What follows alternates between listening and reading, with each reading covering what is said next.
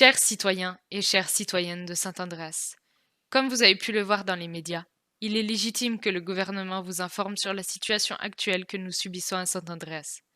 En effet, un krach boursier s'est produit il y a quelques jours, impactant fortement l'économie de notre État. Il y a plusieurs multinationales qui dominent le commerce mondial et de certaines banques comme la Pacific Standard Public Deposit Bank sur notre île. Nous savons que vos conditions de vie sont directement impactées et nous ne resterons pas sans agir. À compter de ce jour, tout citoyen vivant en dessous d'un salaire de 5 000 $ par semaine depuis 3 mois, sous condition, se verra attribuer automatiquement une aide financière pour subvenir aux besoins du quotidien.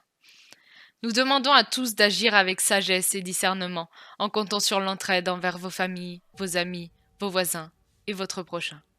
Nous affronterons cette crise ensemble et nous en sortirons plus forts. Je vous demanderai de ne pas céder à la panique. Il n'est pas utile de retirer votre argent en banque, cela ne ferait que renforcer cette crise économique. Nous avons déjà connu ce genre de crise passagère et nous les avons toutes surmontées. Je me dois également de vous informer que cette situation a déclenché certains incidents politiques et diplomatiques. Selon les sources des agents du renseignement intérieur, plusieurs groupuscules d'origine russe seraient présents sur notre territoire pour convoiter nos ressources pétrolières. Des attaques se sont déjà produites ces dernières 48 heures pour prendre le contrôle informatique de certaines entreprises.